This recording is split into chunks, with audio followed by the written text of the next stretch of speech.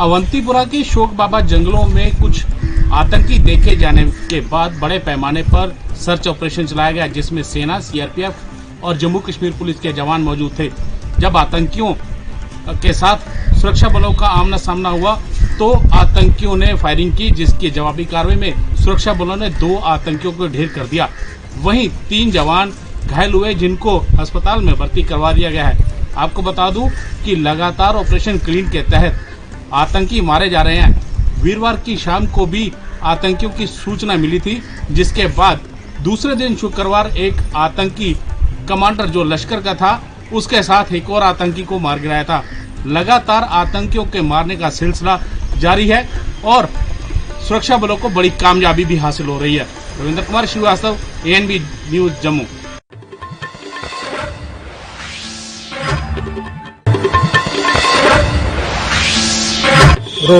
अपराधियों की धरपकड़ हेतु चलाए जा रहे अभियान के क्रम में आज मुसाफिर थाना पुलिस के द्वारा एक बड़ी कामयाबी हासिल हुई है।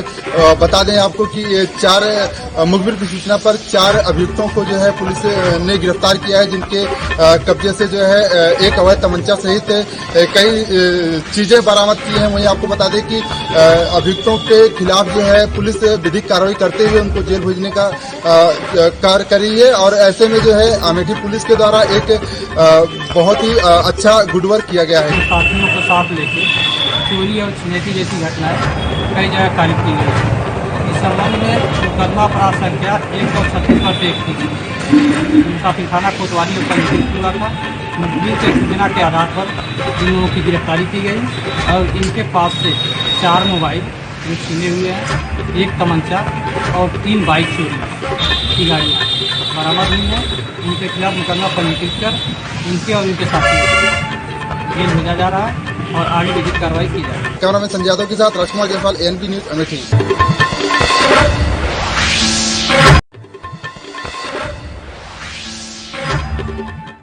गुरु पूर्णिमा के अवसर पर आज हजारों श्रद्धालुओं ने मंदाकिनी नदी में डुबकी लगाकर भगवान कामतानाथ के पर्वत की परिक्रमा लगाई। आपको बता दें कि गुरु पूर्णिमा के दिन मंदाकिनी नदी का एक स्नान चित्रकूट में अहम माना जा रहा है।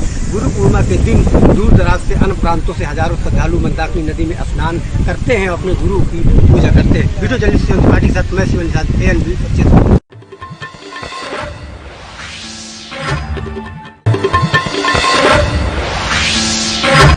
आषाढ़ माह के शुक्ल पक्ष के दिन गुरु पूर्णिमा मनाई जाती है। गुरु पूर्णिमा एक खास त्यौहार इसलिए मनाया जाता है क्योंकि गुरु हमारे जीवन में एक महत्व माना जाता है। गुरु वो चीज़ होता है जो आपको बता दें अपने शिष्यों को गलत रास्ते से हटाकर सही रास्ते पे लेके आता है। इस वक्त मैं मौजूद हूँ कासगंज जनपद के सोरों में। ये सोरों एक तीर्थ स्थल माना जाता है। यहाँ पर गंगा मैया बहती हैं।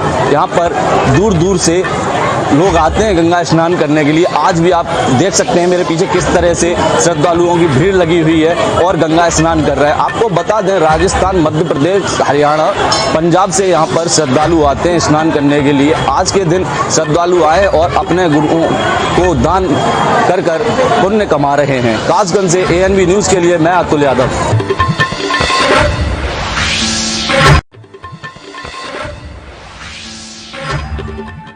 मुंबई की लोकल आम नागरिकों को चालू करने के लिए यहाँ के स्थानिक सांसद गोपाल शेट्टी ने केंद्र सरकार और महाराष्ट्र सरकार को पत्र लिखा था और यह मांग की थी कि मुंबई करों के लिए जल्द लोकल की सेवा बहाल कर दी जाए।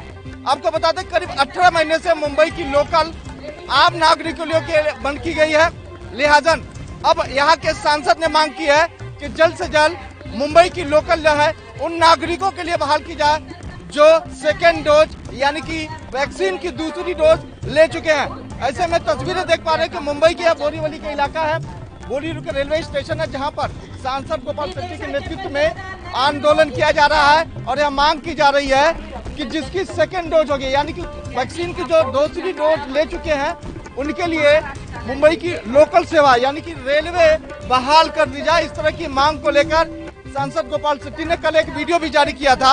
उस वीडियो में उन्होंने कहा था कि हमने सरकार को 1 महीने का अल्टीमेटम भी दिया था कि अगर सरकार इस मांग को नहीं मानती है तो भाजपा जो है आंदोलन करेगी।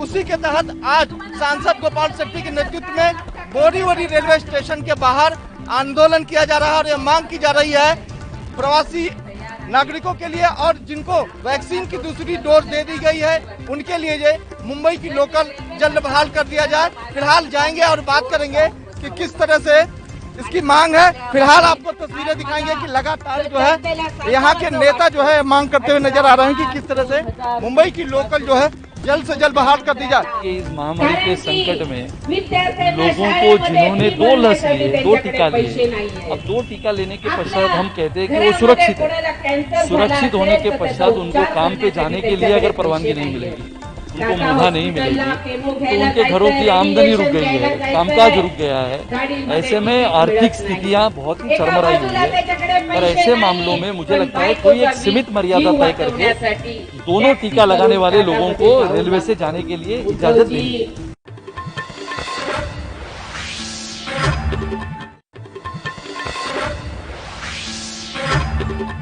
अवैध कच्ची शराब पर अंकुश लगाने के लिए गोरखपुर जिला आबकारी विभाग पूरी तरीके से मुस्तैद है।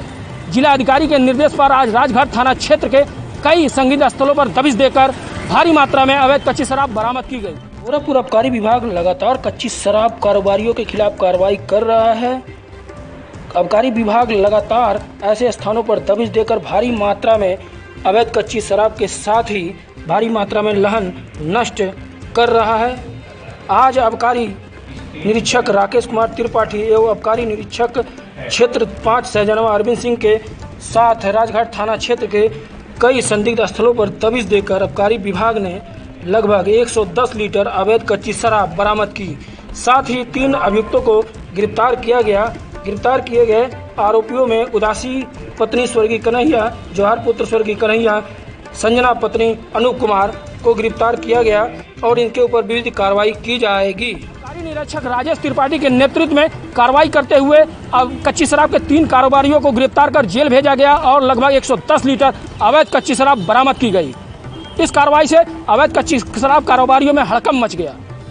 एएनबी न्यूज के लिए गोरखपुर से गोविंद कुशवाहा।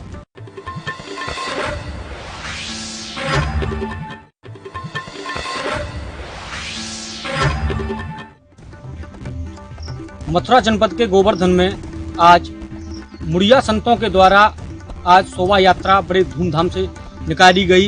वहीं शोभा यात्रा में हजारों की संख्या में साधु संत मौजूद रहे। वहीं साधु संतों के द्वारा ढोल नगाड़े और बाजों के साथ ये शोभा यात्रा निकाली गई। वहीं मथुरा प्रशासन के द्वारा यहाँ भारी संख्या में पुलिस फोर्स भी तैनात किया गया था। जिस तरह मथुरा प्रशासन के द्वारा कोरोना की तीसरी लहर को देखते हुए जो मुड़िया पूनो मेले को जो निरस्त जो किया गया है, उसको देखते हुए आज जो ब्रज की परंपरा है, ब्रज की परंपरा को देखते हुए साधु संतों के द्वारा यह परंपरा को मनाते हुए आज शोभा यात्रा बड़ी धूमधाम से निकाली गई है। इस शोभा यात्रा में मथुरा प्रशासन सहित साधु संत मौजूद रहे। जो पूरे देश में जो तीसरी लहर जो कोरोना की बताई जा रही है, उसको देखते हुए मथुरा प्रशासन के द्वारा मुड़िया पूनो मेले को निरस्त किया गया था। वहीं आने वाले श्रद्धालुओं के लिए यहाँ प्रतिबंध और रोक लगाई गई है। अगर कोई भी श्रद्धालु परिक्रमा लगाते या कोई भी मिलता है तो उसके खिलाफ कानूनी कार्रवाई की जाएगी। ये मथुरा प्रशासन के द्वारा आदेश जारी किया गया है। मथुरा से रिंकू शर्मा, एएनबी न्यूज।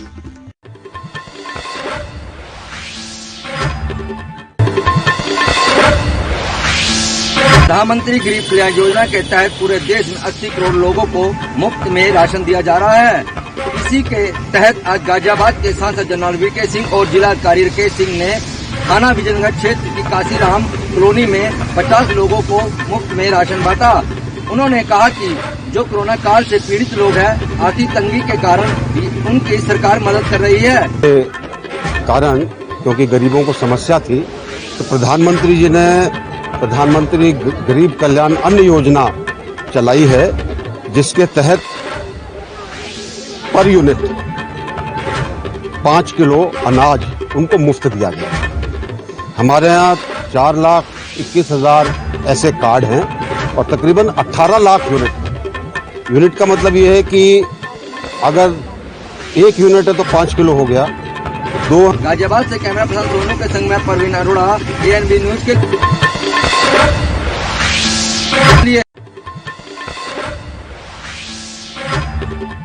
देवरिया जिले में गंदगी की अंबार चारों तरफ देखी जा रही है। चाहे लाख सरकार का दावा हो, योगी जी का दावा हो या देश के प्रधानमंत्री मोदी जी का दावा हो कि देश में सफाई किया जाए, गंदगी को दूर करके रोग से दूर रहा जाए, लेकिन देवरिया में इस बात का एक उदाहरण ऐसा देखा जा रहा है कि यहाँ पर गंदगी ही यहाँ की पहचान बन गई है। देवरिया के रेलवे स्टेशन के मछलीहट्टा के पास अगर आप पहुँच जाएँ तो वहाँ पर देखेंगे तालाबों में बहुत ज़्यादा गंदगी है और वहाँ कोई भी रोग नया कभी भी दावत दे सकता है। वहीं आप वहाँ से अगर हॉस्पिटल सदर अस्पताल के पास जाएं तो वहाँ भी पीछे काफ़ी गंदगी फेंकी गई है। यहाँ तक कि नगरपालिका के निकले कचड़ों को भी इधर उधर गिराया जा रहा है, जिससे गंदगी यहाँ रोज फैल रही है और नए रोगों का, संक्रामक रोगों का खतरा फैलने का डर है। नालों की सफाई जब होती है तो सड़कों पर गंदगी देखी जाती है और यहाँ जो तालाबों में जो गंदगी है, जहाँ पर तमाम तरह की गंदगी फेंके जा रहे हैं, जिससे जहाँ लोगों का रहना है वहीं पे लोग अपना घर भी बना के हैं, दुकानदार भी हैं, और वहाँ पर जब ये गंदगी फेंकी जाती है तो कभी भी वहाँ पे बड़े रोगों का खतरा मंडरा सकता है। जैसे कि देश अभी तो कोरोना काल में ही जूझ रहा है, इस रोग से अभी निजात पाने के लिए अनेकों उपाय किए जा रहे हैं। इसी बीच जिला प्रशासन की लापरवाही के चलते यहाँ की गंदगी पे कोई सुरक्षा व्यवस्था नहीं देखी जा रही है, न कोई उसके लिए माकूल उपाय देखे जा रहे हैं। कागजों में, फाइलों में दिखाने के लिए तो यहाँ के जो जिम्मेदार नेतागण हैं, अधिकारीगण हैं, वह कभी कभी झाड़ू लगाने निकल जाते हैं, लेकिन जहाँ असली गंदगी है वहाँ किसी का झाड़ू नहीं पहुँच पाता, जिससे गंदगी यहाँ पर अपना जड़ जमा रही है और देवरिया शहर की सुंदरता को वह अपने आगोश में ले रही है। इससे निपटने के लिए जिला प्रशासन को, नगर पालिका को ध्यान देना होगा। नगर पालिका का लाखों का बजट केवल फाइलों तक सीमित नजर आ रहा है। देवरिया से विशाल मिश्रा, एनबी न्यूज।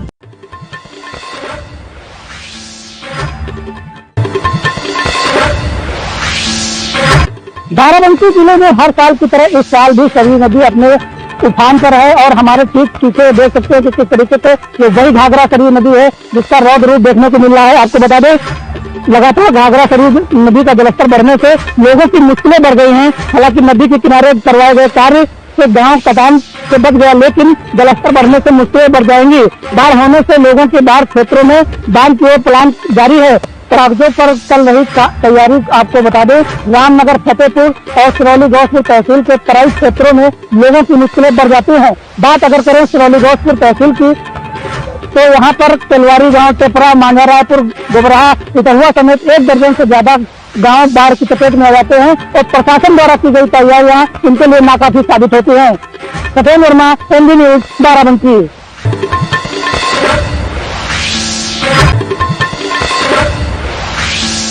बांदा में आज समाधान दिवस मनाया गया। आपको बता दें कि 33 पंचायत चुनाव के बाद आज समाधान दिवस जो है नगर कोतवाली में मनाया गया, जिसको बता दें कि जो है तमाम शिकायतें हैं जिनको लेकर जो है तुरंत उनका निस्तारण किया गया। वहीं आपको बता दें कि कुछ शिकायतें ऐसी थी जिनकी शिकायतों को लेकर जो है अभी उनका निस्तारण नहीं किया जा रहा है और उनके लिए टीम बनाकर जो है गठित की जा रही है। वीडियो पर्सन के साथ देवानंद सिंह, एनबी न्यूज, बांदा।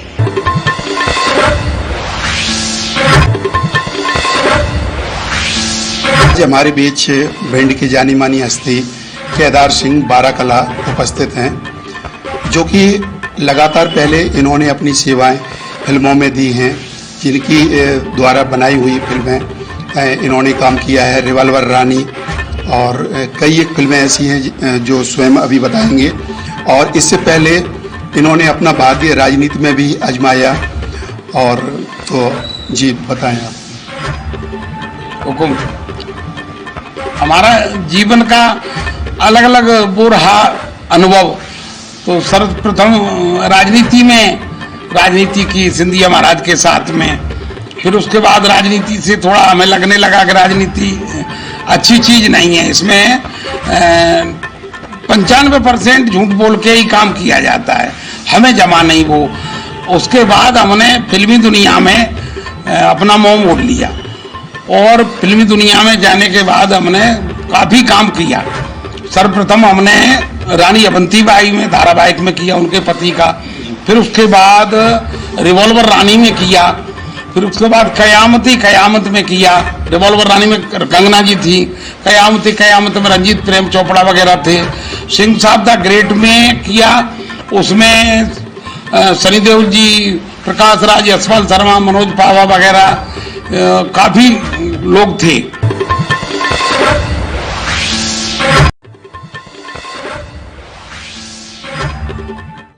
ये जो महिला हॉस्पिटल कोविड का बना है, आज ऑक्सीजन प्लांट का यहाँ पर सांसद जी के द्वारा यहाँ पर विधिवत उद्घाटन किया गया है। यहाँ से ऑक्सीजन बनना प्रारंभ हो जाएगा। हमारे साथ सांसद हरीश द्विवेदी जी जुड़ चुके हैं और हम इसे जानेंगे सर कि ये ऑक्सीजन प्लांट जो है इसको लगाने का क्या मकसद था और इसका लाभ किन किन लोगों को मिलेगा और जनपद अन्य जनपदों से क्या लाभ होगा। ये दूसरी कोरोना काल में इस प्रकार की परिस्थिति पूरे देश में उत्पन्न हो गई कि ऑक्सीजन की आवश्यकता बढ़ गई। उतना ऑक्सीजन का उत्पादन देश में नहीं था। बस्ती जिले की समस्या थी, वहाँ पर एक भी ऑक्सीजन प्लांट नहीं था। तो आने वाले समय में ऑक्सीजन की कोई कमी ना हो, ऑक्सीजन के कारण कोई इस प्रकार की समस्या ना आए, इस दृष्टि से उत्तर प्रदेश सरकार ने भी, केंद्र सरकार ने भी और हम लोगों ने भी अधिक से अधिक ऑक्सीजन प्लांट यहाँ पर हो। यहाँ पर बस्ती जिले में 6 ऑक्सीजन प्लांट लगा है, इसका 3 का उद्घाटन हो गया। यहाँ पर मैंने अपने सांसद निधि से ऑक्सीजन प्लांट लगवाया है, जिससे हरैया क्षेत्र के लोगों को ऑक्सीजन की आवश्यकता पड़ने पर आसानी से पड़ सकती है। ये महिला हॉस्पिटल जो सामने बन रहा है, ये सब कितने दिन में चालू हो जाएगा, इसका लाभ? अब आने वाले समय में महिला हॉस्पिटल लगभग कंप्लीट है, कुछ काम बचा है वो भी कंप्लीट हो जाएगा, उसका उद्घाटन होगा और इसीलिए बन रहा है कि लोगों को इसकी सुविधा मिले। ये थे हमारे साथ बस्ती सांसद हरीश द्विवेदी जो बता रहे थे कि क्या हॉस्पिटल का काम चल रहा है, जो भी कार्य बाकी है उसको जल्द कराकर कि इसको जनता को समर्पित किया है। कैमरा पर्सन सबलू खान के साथ तौफीक खान, बस्ती। बाबा महाकाल की सावन माह में निकलने वाली सवारी का संशय खत्म हो चुका है। उज्जैन कलेक्टर आशीष सिंह ने उज्जैन पहुंचते से ही ताबड़तोड़ सारी व्यवस्थाएं देखी, मंदिर का दौरा भी किया और सवारी मार्ग का निरीक्षण भी किया। आशीष सिंह ने तुरंत सभी अधिकारियों को निर्देश भी दिए कि सवारी निकालने के लिए जो उचित व्यवस्था हैं वो सारी की जाएं और अभी तक जो संशय बना हुआ था कि कोरोना काल के बाद से बाबा महाकाल की सवारी निकलेगी या नहीं निकलेगी, उसको लेकर उज्जैन कलेक्टर आशीष सिंह ने साफ तौर से कह दिया है कि सवारी निकलेगी और पुराने समय में जिन मार्गों से निकलती थी उन मार्गों से ना होते हुए सवारी का स्थान सीमित कर दिया गया है, जो बाबा महाकाल के मंदिर से निकलकर हरसिद्धि मार्ग होते हुए रामघाट पहुंचेगी, जहां बाबा का पूजा अर्चन किया जाएगा। उसके बाद मंदिर के अंदर सवारी वापस आएगी। वहीं हम बता दें कि उज्जैन कलेक्टर आशीष सिंह ने सावन माह में सोमवार के दिन निकलने वाली सवारी के समय श्रद्धालुओं के लिए सुबह 6 से 11 बजे तक दर्शन की व्यवस्था की है। उसके बाद श्रद्धालुओं को मंदिर में प्रवेश नहीं दिया जाएगा। यह प्रवेश भी 6 से 11 के बीच में जो दिया जा रहा है वो वैक्सीनेशन सर्टिफिकेट और ऑनलाइन रजिस्ट्रेशन के द्वारा ही दिया जा रहा है। उसके बाद हम बता दें कि सोमवार को सवारी निकलने के बाद में शाम को 7 से 9 में भी श्रद्धालु दर्शन कर सकते हैं, लेकिन उसके लिए उन्हें वैक्सीनेशन और कोविड की निगेटिव रिपोर्ट पेश करना पड़ेगी। उज्जैन से विजेंद्र यादव, एएनबी न्यूज के लिए।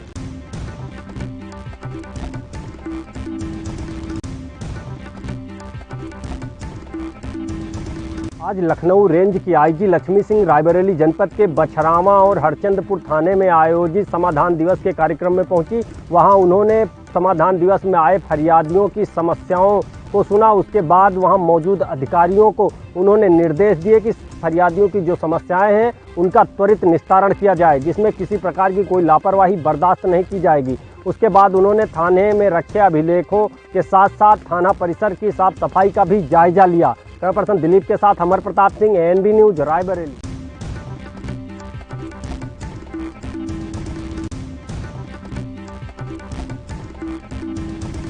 मैं इस समय सीतापुर जनपद के विकासखंड मिश्री में खड़ा हूं, जहां पे मैं एक भ्रष्टाचार का जीता जागता सबूत ग्राम पंचायत कोहरावा में दिखाना चाहूंगा। हमारे साथ में कुछ लाभार्थी हैं जो कि झुग्गी झोपड़ी डालकर यहाँ पे रह रहे हैं, मगर प्रधान की दबंगई और सचिव की भ्रष्टाचार कार्यशैली के चलते इन लोगों को प्रधानमंत्री ग्रामीण आवास नहीं मिल पाया। यहाँ तक मुख्य प्रधानमंत्री नरेंद्र मोदी जी का सपना था कि हर गरीब व्यक्ति को आवास मिले, हर गरीब व्यक्ति के छत हो ऊपर, जिससे कोई भी दुर्घटना न हो। और सीतापुर जनपद में ऐसे ही 7 दुर्घटनाएं हो चुकी हैं, जिससे पूरा जनपद का जिला प्रशासन हिल गया था, मगर प्रधान और ग्राम सचिव की मनमानी अभी भी सामने आ रही है। हमारे साथ में कुछ लाभार्थी हैं। क्या नाम है आपका? सुरेश मिश्रा जी, बताइए यहाँ पे क्या सिस्टम है, आप लोगों को आवास क्यों नहीं दिया गया? सिस्टम यह है कि प्रधान और सचिव की मनमानी चल रही है, अधिकारी वर्ग कोई ध्यान नहीं दे रहा है। शासन स्तर से तो पूरी मदद की जा रही है, लेकिन यहाँ बीच में क्या हो रहा है इसको खुले शब्दों में तो नहीं कहा जा सकता है कि मतलब इसमें लेन देन हो रहा है। आप ये बताइए कि आपको क्या दिक्कत है, क्या समस्या है? बस जो मिश्रा जी बता रहे हैं यही आवास के बारे में दिक्कत हमको। क्या सबसे प्रधानमंत्री ग्रामीण आवास का पैसा लेन देन होता है ग्राम ज्यादा। पंचायत? हमें तो ऐसा लगता है क्योंकि हम देने को सखर नहीं दे सकते हैं, इसीलिए तो हमको नहीं दिया जा रहा है जी। अब बस यही कहा। माता जी, आप इसी झग्गी झोपड़ी में रहती हैं? हाँ, ये कितने वर्षों से रहती हैं? ये बहुत वर्षों से। तो आपको क्या प्रधानमंत्री आवास नहीं मिला? नहीं। बरसात में इसके नीचे जीवन यापन कर रहे हैं? बच्चे कितने हैं आपके? 5 बेटियां हैं और बेटी। कौन सी ग्राम पंचायत है? गाँव कौन सा है? अच्छा, ये प्रधान जिसे कभी आपने कहा नहीं सचिव से या खंड विकास अधिकारी से? प्रधान तेरे कहा गवा है, प्रधान दिन नहीं। अच्छा, कुछ ऐसा भी कोई जो टीचर है उनको आवास दिया गया है? गवर्नमेंट सर्वेंट नहीं। आपसे पूछा, कोई गवर्नमेंट सर्वेंट है जिसको आवास दिया गया है? नहीं, गवर्नमेंट सर्वेंट पिताजी उनके लड़के को दिया गया है। मकान बना हुआ है? हाँ, मकान बने हुए है। आप देख सकते थे हमारे साथ में लाभार्थी थे किसी ग्राम पंचायत में, जिसमें वो खुद बता रहे जो प्रधानाध्यापक है उनके लड़के को जिनका आवास 2 मंजिल बना हुआ उनको आवास दिया जा रहा है। जो गरीब जो जनता है उनको आवास नहीं दिया जा रहा है। यहाँ पे प्रधान और सचिव की पूर्णतः मनमानी चल रही है। कैमरा पर्सन श्याम गुप्ता के साथ अनूप पांडे।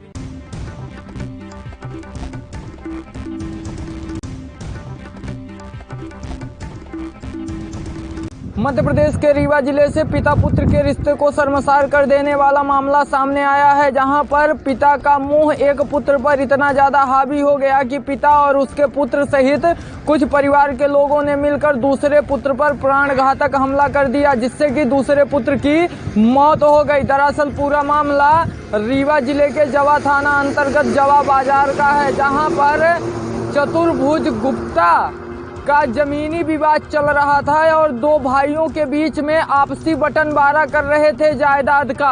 लेकिन इसी बीच में कुछ आपसी कहासुनी हो गई, जिस कारण से चतुर्भुज गुप्ता अपने बेटे के साथ और बेटे की पत्नी तथा बेटे का बेटा इन चारों ने मिलकर अजय गुप्ता के ऊपर प्राणघातक हमला कर दिया और हमला भी इस कदर किया कि अजय गुप्ता बुरी तरह से घायल हो गया। किसी तरह से अजय गुप्ता अपनी जान बचाकर वहां से थाने भागा। थाने में वहां पर FIR दर्ज करवाई गई और तत्काल सामुदायिक स्वास्थ्य केंद्र में भेज दिया गया। लेकिन हालत इतनी ज्यादा गंभीर थी कि जवा से प्रयागराज के लिए तत्काल ट्रांसफर कर दिया गया और प्रयागराज ले जाते जाते अजय गुप्ता की मौत हो गई। मौत की खबर जैसे ही जवा बाजार में लोगों को लगी तो सैकड़ों ग्रामीणों ने इकट्ठा होकर थाने का घेराव कर लिया और आरोपियों के गिरफ्तारी की मांग करने लगे।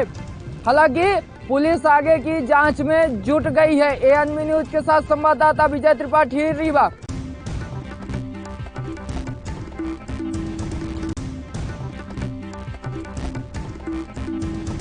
आज संभल में थाना समाधान दिवस का आयोजन किया गया है, जहां पर कि जिलाधिकारी संजीव रंजन तथा पुलिस अधीक्षक चक्रेश मिश्र पहुंचे हैं। इसमें मेरा यही कहना है कि बहुत दिनों से जो समाधान दिवस नहीं हो रहा था, बहुत सारी शिकायतें हैं जो कि निस्तारित नहीं हो पा रही थी, तो उनके लिए अब एक मौका अच्छा आ गया है कि अब जो हमारे तहसील और राजस्व से रिलेटेड जो भी है जिसमें ज्वाइंट टीम भेजी जानी है उसके माध्यम से निस्तारण कराया जा सकता है। अब आज लगभग कुल 6 मेजर मामले आए थे। 6 का 6 मामले जो हैं उसको मौके पे जो हम लोगों ने टीम भेजा और टीम भेज के उसका निस्तारण कराया। 1 या 2 मामले ऐसे थे जो कि सुलह हो गए, यहीं पर सुलह हो गए, लोगों ने समझा। तो इस तरह से अब हर एक माह में द्वितीय और चतुर्थ शनिवार को थाना दिवस या समाधान दिवस लगेगा। और ये बता दें कि जहां पर संभल के थाना बनियाठेर में समाधान दिवस को लेकर के जहां पर जिलाधिकारी और पुलिस अधीक्षक संभल पहुंचे थे, जहां पर 6 शिकायतों को लेकर के इसमें कार्रवाई की गई है। बता दें कि 2 का निस्तारण किया गया है और 4 पर अभी टीमें भेज करके उनका जो है जांच कराई जा रही है, जिसको लेकर के जिलाधिकारी से बात की गई तो जिलाधिकारी ने पूर्णतः बताया है कि जिस पर जो काफी समय से कोरोना काल के समय से समाधान दिवस नहीं लग रहा था, जिस पर कई शिकायतें इकट्ठी हो गई थी, जिसको शिकायतों का निस्तारण न होने से लोग परेशान हो रहे थे। लेकिन इसी के तहत में आज संभल के थाना बनियाठेर में अभी समाधान दिवस का आयोजन आयोजन किया गया और जहां पर आई 6 शिकायतों को लेकर के उनमें से 4 शिकायतों को पर जांच कमेटी बैठाल करके उन्हें जांच कराई जा रही है, वहीं 2 का निस्तारण कर दिया गया है। आपको बता दें कि जिस प्रकार से लगातार इस तरह की समस्याओं को अगर समाधान दिवस लगते हैं तो लगातार समस्याओं के समाधान होते हुए नजर आएंगे। अपने सहयोगी के साथ महेंद्र सिंह मौर्य, ANB न्यूज, संभल, उत्तर प्रदेश।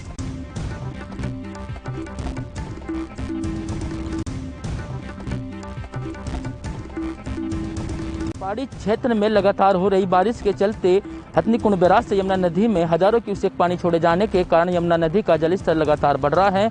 आपको बता दें, एक दिन पहले यमुना नदी में लगभग 12,000 क्यूसेक पानी छोड़ा गया था, जिसके चलते यमुना का जलस्तर लगातार बढ़ रहा है। शामली के किनारा क्षेत्र में यमुना नदी में लगातार पानी का जलस्तर बढ़ रहा है। बात अगर आज की जाए तो आज भी लगभग 9,000 क्यूसेक पानी यमुना नदी में हथनीकुंड बैराज से छोड़ा गया है, जिससे यमुना का जलस्तर बढ़ रहा है। आज गुरु पूर्णिमा के पर्व पर भी यमुना का जलस्तर बढ़ने से अच्छा खासा फर्क पड़ा है, जहां पर हजारों की संख्या में यमुना नदी में पहुंचकर श्रद्धालु आस्था की डुबकी लगाते थे, परंतु आज यमुना का जलस्तर बढ़ने से और मौसम खराब होने से श्रद्धालु नहीं दिखाई दिए हैं। बहुत ही कम श्रद्धालु हरियाणा से आकर यमुना में स्नान कर देश में सुख शांति व अपने देव पितरों की कामना की है। आपको बता दें, यमुना का जलस्तर बढ़ने से बहरहाल अभी किसी तरह का कोई खतरा दिखाई नहीं दे रहा है। वहीं संबंधित अधिकारी से बात की गई तो अधिकारी ने बताया कि अभी यमुना का जलस्तर बढ़ रहा है, परंतु खतरे की कोई बात नहीं है। सहयोगी कैमरामैन के साथ दीपक कुमार, ANB न्यूज, शामली।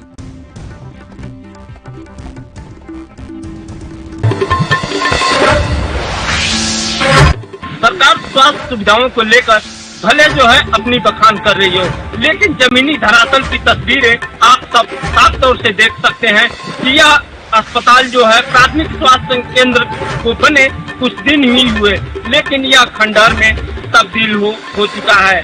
आप साफ तौर से तस्वीरों में जो देख सकते हैं, यह कर्मचारियों के रहने का जो ये भवन बना हुआ है बिल्कुल जो है जर्जर हो चुका है। वहीं जो पानी की टंकी है देख सकते हैं साफ तौर से कि यह बिल्कुल जो है खंडहर में तब्दील हो चुका है। वार्ड जो अस्पताल के अंदर वार्ड बने हैं, वार्ड के अंदर जो शौचालय है उसके दरवाजे आप देख सकते हैं कि दरवाजे नहीं है, इस पे जो फाटक होने चाहिए नहीं है। पंखा जो चल रहा है एकदम जो है बिजली व्यवस्था भी यहाँ सुदृढ़ नहीं है। वहीं कर्मचारियों की बात करें तो यहाँ स्वास्थ्य कर्मी 6 की संख्या में नियुक्त हैं, लेकिन एक लाइफ असिस्टेंट के जिम्मे यह पूरा अस्पताल चलता है। सरकार या अधिकारी स्वास्थ्य सुविधाओं को लेकर भले मीटिंगों में या अन्य जगह राजनीतिक मंचों से अपनी बखान भले कर रही हो, लेकिन जमीनी धरातल की तस्वीरें देख के आप साफ तौर से अंदाजा लगा सकते हैं कि सरकार के कथनी और करनी में कितने फर्क हैं। अब देखना यह है कि स्वास्थ्य केंद्र की हालत सुधरती है या इसी तरह अपने बदहाली पर आंसू बहाती नजर आती है। यह जनपद के हाटा विकास खंड का महुआडी लोंगरापुर का ये प्राथमिक स्वास्थ्य केंद्र है। यहाँ जो कर्मचारियों की बात करें तो ये लैब असिस्टेंट है, इनके जिम्मे ही पूरा अस्पताल चलता है। अब सरकार इस स्वास्थ्य केंद्र को किस तरह सुधारती है या अपने बदहाली पर आंसू बहाता या रहता है। कैमरामैन ईश्वर चंद के साथ गोविंद पटेल, ANB न्यूज, कुशीनगर।